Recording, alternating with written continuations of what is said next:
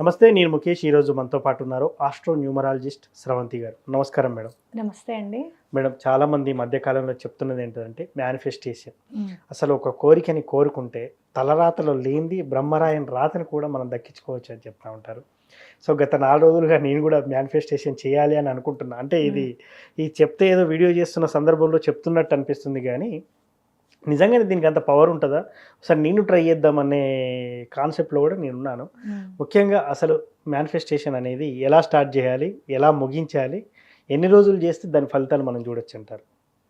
తప్పకుండా చెప్తానండి. ఎందుకు అనంటే గనక మేనిఫెస్టేషన్‌లో భాగం ఏంటంటే లా ఆఫ్ అట్రాక్షన్. యెస్. ఈ మేనిఫెస్టేషన్ గురించి మీకు తెలుసుకుంటే గనక అసలు యూనివర్సల్ లాస్ అనేవి ఏంటి? 12 సూత్రాలు ఉంటాయన్నమాట. ఆ లాస్ అనేవి మనం తెలుసుకుంటే గనక ఫస్ట్ లా ఆఫ్ అట్రాక్షన్. ఇది నువ్వు తెలుసుకోవాల్సింది ఏంటి అనంటే నువ్వేదైతే ఇస్తావో దాన్ని అట్రాక్ట్ చేస్తావు అనేది గుర్తుపెట్టుకోవాలి. నువ్వు ప్రేమని పంచితే ప్రేమని పొందుతావు, ద్వేషాన్ని ఇస్తే ద్వేషాన్ని పొందుతావు. ఈ చిన్న కాన్సెప్ట్ కనుక మనం ఈ చిన్న వర్డ్ కనుక మనం గుర్తుపెట్టుకుంటే మనం నడవడికని అంటే మనం వ్యక్తిత్వాన్ని తీర్చిదిద్దుకోవడానికి అవకాశం ఉంటుంది. ఓకే. అంటే కోపంగా ఉన్నాం అనుకోండి, చాలామంది చెప్పేది ఏంటంటే నా మనసు మంచిదే కానీ నాకు కోపం వచ్చేస్తుంది, నేను చేయలేను అని అంట. ఓకే. కాదు, ఆ కోపాన్ని తగ్గించుకునే శక్తి లా ఆఫ్ అట్రాక్షన్ ఇస్తుంది. నువ్వు కోప్పడితే అవతల వాడు కూడా కోప్పడతాడు, తగ్గేదేముంది? పెట్టుకుంటే పెట్టుకో, లేకపోతే లేదు పనులు అని అనుకుంటా. అవునా కాదా? అట్లా ఆ లా ఆఫ్ అట్రాక్షన్లోకి వచ్చిన తర్వాత ఈ మేనిఫెస్టేషన్ ఏమవుతుంది అని అంటే మేనిఫెస్టేషన్లోకి వచ్చిన తర్వాత ప్రకృతికి చాలా దగ్గర అవుతాం మనం. ఓకే. యూనివర్స్ ఏముంది, యూనివర్స్ని అనడం ఏమిటి, లవ్ యూ యూనివర్స్ అని చెప్పడం ఏంటి అని అంటే నువ్వు మీ అమ్మ మీ నాన్న ఉన్నారు. అమ్మ నువ్వంటే నాకు ప్రాణం అని చెప్పి ఒక మాట చెప్పినప్పుడు మీ అమ్మ ఎంత సంతోషిస్తారు, మీ అమ్మగారు. అవునా కదా? మా నాన్న చాలా కష్టపడ్డాడు మా గురించి అని చెప్పి చెప్పాడయ్యా మీ వాడు, పాపం నువ్వంటే చాలా ఇష్టం అని చెప్పి మీ నాన్నగారి ఫ్రెండ్ ఎప్పుడన్నా మీ నాన్నగారు చెప్పారనుకో, ఆయన ఎంత సంతోషిస్తారు. అట్లానే ఎన్నో వనరులనిచ్చి నువ్వు అడగకుండానే నీకు ఊపిరి పీల్చుకోవడానికి మంచి గాలినిచ్చి నీళ్ళనిచ్చి ఇంత చేస్తున్న ప్రకృతిని ఒక్కసారి నువ్వంటే నాకు ఇష్టం అని చెప్తే తప్పేంటి? అది పిచ్చి వాళ్ళతో సమానం ఎందుకు అవుతుంది? అవునా కదా? అంటే ఏంటంటే ఇక్కడ మనకి లా మేనిఫెస్టేషన్ లా ఆఫ్ అట్రాక్షన్ నేర్పించేది ఏంటి అంటే గ్రాటిట్యూడ్ చూపించడము. అంటే నువ్వు ఏదన్నా సహకారం పొందినప్పుడు థ్యాంక్ యూ చెప్పడం, ధన్యవాదాలు చెప్పడం. మామూలుగా అడ్రస్ చెప్తేనే థ్యాంక్ యూ అండి అని చెప్తాం మనం, చెప్పకపోతే అయ్యయ్యో కనీసం థ్యాంక్స్ అన్నా చెప్పలేదు పాపం అడ్రస్ చెప్పడానికి. అవునా కాదు? ఆ గ్రాటిట్యూడ్ అనేది చాలా ఇంపార్టెంట్ అనేది ఈ మేనిఫెస్టేషన్ అనేది నేర్పిస్తుంది. ఒకటి ఎందుకంత పవర్ఫుల్ మరి మేనిఫెస్టేషన్ అంటే ఇక్కడ మన మైండ్ని 2 విధాలుగా మనము డివైడ్ చేసుకుంటాం. ఒకటి ఏంటంటే కాన్షియస్ మైండ్, ఒకటి సబ్ కాన్షియస్ మైండ్. అంటే చేతనంగా మనం తెలిసేది మన మనసుకి ఇప్పుడు ఆల్రెడీ మనకి తెలిసేది. ఉపచేతన మనస్సు అని అంటే మీరు ఆల్మోస్ట్ 6th సెన్స్ అని అనుకోవచ్చు. ఈ రెండిటికి మనం ఫీడ్ ఇస్తూ ఉంటాం అనమాట. ఎప్పుడు కూడా ఎవరన్నా ఈ పని అవుతుంది, బిర్యానీ ఆకుని కాల్చండి పని అవుతుంది అని అంటే ఇంక నయ్యో రేపు ఇలానే మాట్లాడతారు, రేపెప్పుడో గంజాన్ని కూడా ఇంట్లో పెట్టుకోమంటారు, పెంచమంటారు అని మాటలు వస్తాయి అన్నమాట. అట్లా కాదు, ఎడిబుల్ థింగ్స్ ఏవైతే ఉన్నాయో, మరి బిర్యానీ ఆకు పనికి వస్తుంది, దుర్రగుండాకు పనికి రాదా అని అడగచ్చు ఎవరన్నా. మీరు ఇంట్లో ఏవైతే ఎడిబుల్ థింగ్స్ ఉన్నాయో, బిర్యానీ ఆకు మీరు బిర్యానీలో వేసుకుంటారు, లవంగాలు వాడతారు, ధనియాలు వాడతారు, ఎలాచీలు స్వీట్లో వేసుకుంటాం. ఏవైతే ఎడిబుల్ థింగ్స్ ఉంటాయో అవన్నీ కూడా మేనిఫెస్టేషన్కి పనికి వస్తాయి. అర్థమైందా మీకు? ఇప్పుడు పచ్చకర్పూరం ఉంది, మనకి మేనిఫెస్టేషన్కి యూజ్ అవుతుంది. తమలపాకు ఉంది, మేనిఫెస్టేషన్కి యూజ్ అవుతుంది. బిర్యానీ ఆకు ఉంది, మేనిఫెస్టేషన్కి యూజ్ అవుతుంది. కాబట్టి ఏవైతే మీరు తినడానికి యూజ్ చేస్తారు అవన్నీ ఎడిబుల్ థింగ్స్ ఏవైతే ఉన్నాయో అవన్నీ మేనిఫెస్టేషన్కి పనికి వస్తాయి. మీరు దుర్రగుండ ఆకు తింటానంటే అది కూడా యూజ్ చేసుకోవచ్చు, పర్లేదు. అయితే ఈ నేచర్కి దగ్గర చేస్తుంది మేనిఫెస్టేషన్. ఒక బిర్యానీ ఆకు కాల్చిన తర్వాత అక్టోబర్ నుంచి నేను ఎంత ప్రయత్నిస్తున్నా అవ్వని పని అవును అసలు నేను బిర్యానీ ఆకు నేను కాల్చుదాము అని చెప్పి నేను తీసుకొచ్చినప్పుడు ఇంటికి నేను మా వారు మా అత్తయ్య మా మేనత్త కాల్చినప్పుడు మార్చి 1కి ఆ పని అయిపోయింది. ఓకే. అక్టోబర్ నుంచి రిజిస్ట్రేషన్ అవ్వడం లేదు. ఏదో ఒక సమస్య పెడుతూనే ఉంది. ఇదంటారు అదంటారు అక్కడ ఉన్నాయి పేపర్లు అంటారు. ఇక నేను చెప్పలేను అది. ఓకే. చెప్తే మళ్ళీ వాళ్ళ గురించి కూడా మళ్ళీ చెప్పినట్టు అవుతుంది. చెప్పలేను అసలు. ఇది కాదు, ఇది అవ్వాలి ఎటువంటి పరిస్థితుల్లో. అయిపోయింది రిజిస్ట్రేషన్ అని చెప్పి నేను బిర్యానీ ఆకు మీద రాసి కాల్స్తే నెక్స్ట్ డే నాకు రిజిస్ట్రేషన్ అయ్యింది. ఓకే. అంటే యూనివర్స్ ఎప్పుడు మనకి పని అవ్వాలో చూసి కరెక్ట్గా అప్పుడే స్ఫురణకు తీసుకురావడం, అప్పుడే నేను చేయడం అనేది జరిగిందనమాట. ఓకే. అట్లా చాలా సందర్భాల్లో బిర్యానీ ఆకుతో పని అయిన వాళ్ళు ఉన్నారు, నన్ను హేళన చేసిన వాళ్ళు ఉన్నారు. కిలో ఆకులు తెచ్చుకున్నాము, ఒక్క పని కూడా కాలేదు అంటే నేను కూడా ఆన్సర్ చేసిన సందర్భం ఉంది. అంటే నువ్వు తెచ్చుకున్నప్పుడే నీకు కిలో ఆకులు కాలిస్తే గానీ పని అవ్వలేదని నీకు ఉంది, అదే నిజం చేసింది సబ్ కాన్షియస్ మైండ్. అంతే కదా. సో ఏది నువ్వు నమ్ముతావో అది జరుగుతుంది. నమ్మకం అనేది చాలా ఇంపార్టెంట్. నేచర్కి దగ్గరగా ఉండడం అనేది చాలా ఇంపార్టెంట్. ఈ లా ఆఫ్ అట్రాక్షన్ కానివ్వండి, టెక్నిక్స్ కానివ్వండి, మీకు ఓపెన్ టెక్నిక్, అరిగాటో టెక్నిక్ అంటే థ్యాంక్స్ చెప్పడం, ప్రతి దానికి థ్యాంక్స్ చెప్పడం. నన్ను ఇవాళ మీరు ఆటోలో తీసుకొచ్చారు, వచ్చాను నేను. ఎప్పుడు నాకు మీకు చెప్పాను కదా, ఎప్పుడు నాకు 350 రూపీస్ అయ్యేదండి, ఇవాళ 500 అయింది అని. వెంటనే నేనేమన్నాను, పెంచారు ఈ మధ్య అనుకొని, పర్వాలేదులేండి వాళ్ళు నడిపితేనే కదా బ్రతికేది. నన్ను టైంకి తీసుకొచ్చాడు, జాగ్రత్తగా తీసుకొచ్చాడు, థ్యాంక్ యూ అని నేను అనుకున్నాను. ఎప్పుడైతే మనము ఆ బిల్డప్ చేసుకుంటామో నేచర్ మనకి చాలా దగ్గర అవుతుంది. ఓం ప్రకృతి అయి నమః అని చెప్పి లక్ష్మీ అమ్మవారి అష్టోత్తరంలో ఫస్ట్ నామం అదే. ప్రకృతికి నమస్కరిస్తున్నాను అని చెప్పిన, లవ్ యూ యూనివర్స్ అని చెప్పిన ఒకటే నా దృష్టిలో. అవునా, ప్రేమ అనేది భక్తి రూపానికి ఇంకొక నిర్వచనం. కృష్ణుడిది ఏంటి, ప్రేమే కదా. మరి ఆయన నేచర్ని కదా, ఆయన నేచర్నే కదా, ఆయన ఎక్కువ నేచర్లోనే ఉండేవారు కదా. కదంబ వృక్షం కింద ఆయన నుంచొని వేణువు వాయిస్తారు, వేణువు ఊదుతారని చెప్పి చదువుకుంటున్నాం కదా.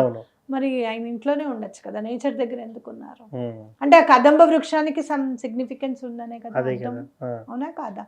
పాలు, పెరుగు, వెన్న ఎన్నో ఉన్నాయి, ఏవో దొంగలు ఇచ్చచ్చు, వెన్ననే ఎందుకు దొంగలు ఇచ్చారు ఆయన. అవునా కాదా. అంటే మన మనసు కూడా అట్లా ఉండాలి. ఆయన ఎక్కడ వెన్న ఉంటే అక్కడ ఇష్టము అని అంటే, ఆ వెన్న ఎంత మెత్తగా ఉంటుందో, ఎంత ప్యూర్గా తెల్లగా ఉంటుందో, నీ మనసు కూడా అలానే ఉంటే అక్కడ నేను నిక్షిప్తమై ఉంటాను అని ఆయన చెప్పారు అనేది నా భావన. ప్రతిదీ కూడా డైరెక్ట్గా చెప్పాల్సింది కాదు, మనం నిగూఢంగా అర్థం చేసుకుంటే దాని మీద ఎక్కువగా ఫోకస్ చేస్తాం. అవునా కాదా. ఏదైనా మనకి కాయిన్కి అదర్ సైడ్ అర్థమైంది అనుకోండి, అబ్బా ఇలా కదా మనం ఉండాలి, ఇది కదా ఆయన మనకి చెప్పింది, ఆయన ఆటపాటలతో చిన్నపిల్లాడిలాగా ఉండాలి, చిన్నపిల్లాడి మనస్తత్వం ఉండాలి. అలాగే స్నేహితుడు ఏది ఇచ్చినా కూడా స్వీకరించాలి. అవునా కాదా. ధర్మం వైపు ఎలా నిలబడాలి. అవునా. సాక్షాత్తు ఆయన రథం నడపడం ఏమిటండి, పార్థసారథుడు. ఆయన మీరు చూస్తే కనుక కృష్ణతత్వం గురించి చూస్తే లైఫ్ మొత్తం ఈజీగా అర్థమైపోతుంది. అది మనం ఇంకో ఎపిసోడ్ చేసుకుందాం తప్పకుండా. అయితే ఇక్కడ మనం యూనివర్స్ ని ప్రేమించడము అనేది ఏంటి అంటే భక్తిని సమర్పించడమే. ఇక కూర్చొని పూజ చేసుకోవడము వాళ్ళు ఇది లేదనుకుందాం ఫస్ట్. ఆ యూనివర్స్ని మీరు ఈ మేనిఫెస్టేషన్ చేస్తే మీరు పూజ చేసినంత ఫలితం తప్పకుండా కలుగుతుంది. ధ్యానం చేయండి అని అంటున్నాం కదా, శ్వాస మీద ధ్యాస పెట్టండి అని అంటున్నాం కదా. ఇక్కడ పంచభూతాల మీద ధ్యానం ధ్యాస పెడుతున్నాం. నాకు ఇస్తుంది యూనివర్స్ అని నమ్ముతున్నాం.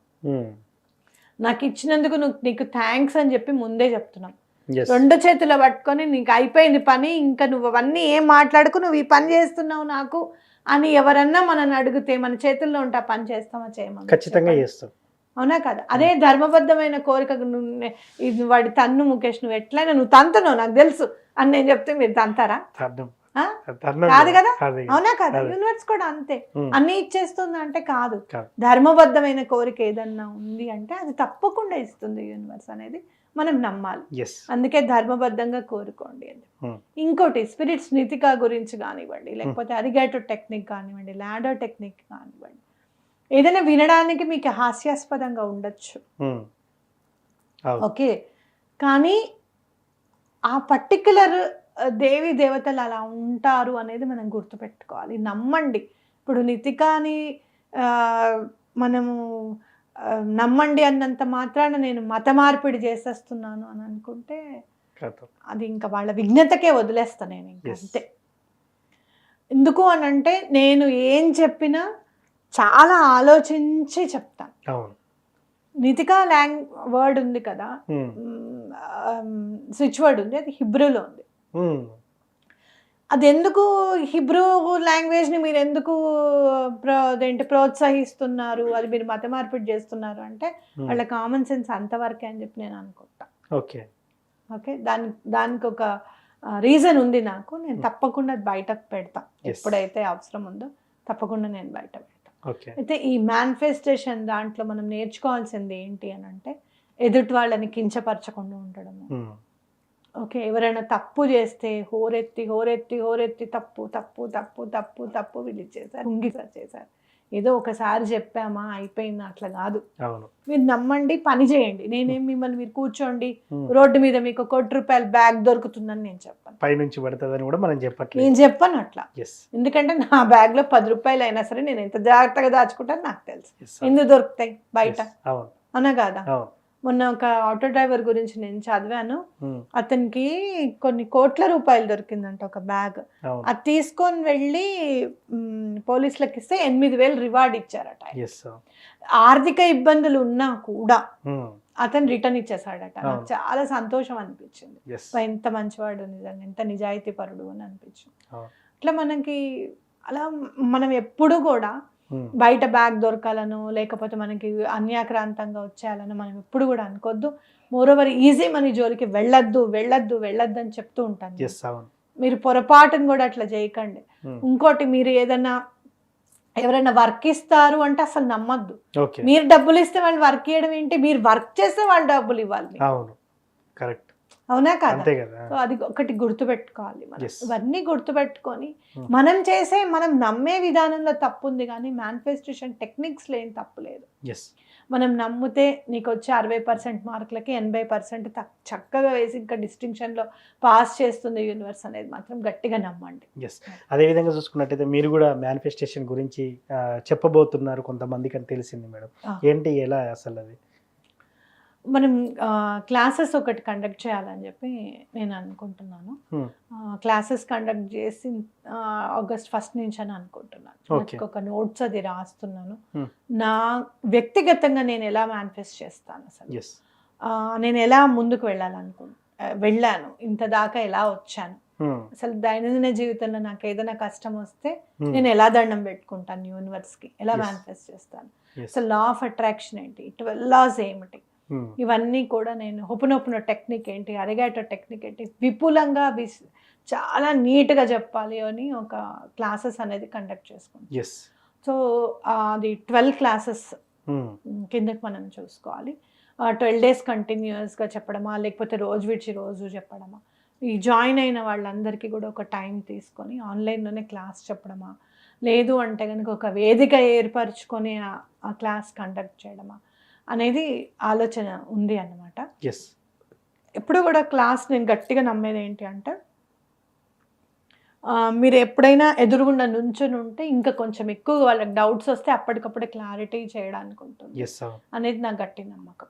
సో అది డైరెక్ట్గా చెప్పాలా లేకపోతే ఆన్లైన్లోనే చెప్దామా అనేది ఆలోచించి చేద్దాం అనుకుంటున్నాను. ఆగస్ట్ 1 నుంచి మాత్రం ఫస్ట్ ఆన్లైన్ క్లాసెస్ ఉంటాయి.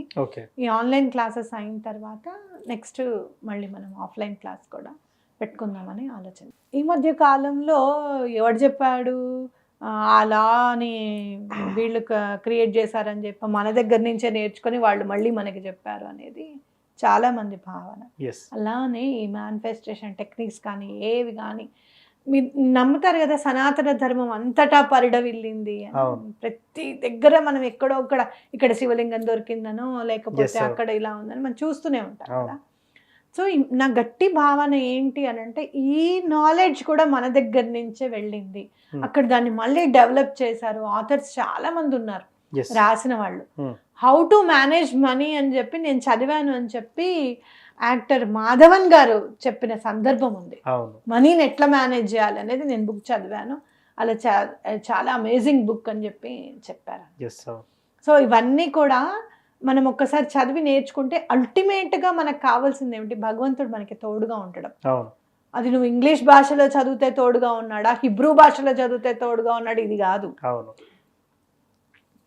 మన సనాతన ధర్మాన్ని మనం పాటిస్తూ భగవంతుణ్ణి ఎలా చేరాలి అనేది మనం గుర్తుపెట్టుకోవాలి. ఎస్ అవును. అవునా కదా? అవును. సో అది మనం గుర్తుపెట్టుకుంటూ నేను దానికి దగ్గరగానే ఉన్నాను ఖచ్చితంగా అనేది నా గట్టి నమ్మకం. ఎస్. సో ఆ మేనిఫెస్టేషన్ అది కూడా మనం నేర్చుకుంటే చాలా బాగుంటుంది. Hmm. మీరైతే మీరు కూడా జాయిన్ అవ్వండి క్లాసెస్లో. ఎస్ తప్పకుండా. ఆ 12 క్లాసెస్లో మనకి అర్థమవుతుంది అసలు మనం ఎలా వెళ్తున్నాం, ఏం చేయాలి, మనం ఇంకా యూనివర్స్ మనకి హెల్ప్ చేయాలంటే ఏంటి అనేది మనం తెలుసుకోవాలి. నాకు విష్ణువుకిను యూనివర్స్కి అభేదం. ఓకే.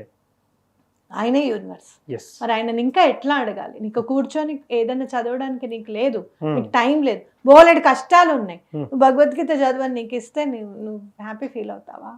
కాదు. నీకు ఆ కష్టాన్ని ఉన్న 10 కష్టాల్లో ఒక్క కష్టం అన్న తీరితే ఎస్ భగవంతుడు నాకు హెల్ప్ చేస్తాడు, ఇది చేసినందుకు నాకు ఒకటి తీరింది, ఇది చదివినందుకు నాకు అన్ని తీరిపోతాయని చెప్పి ముందడుగు వేస్తాం. అవునా కాదా? సో భగవంతుడి దారిలోకి రావడానికి ఇవన్నీ కూడా మనకు ఒక వెపన్స్ అని చెప్పి నా గట్టి నమ్మకం. ఎస్. సో మొత్తానికి మేనిఫెస్టేషన్ అనేది ఎలా చేయాలి, ఎలా చేస్తే మనం మన అనుకూలంగా ఫలితాలు వస్తాయి ధర్మబద్ధంగా అనేది చాలా చక్కగా చెప్పారు మేడం. Thank you.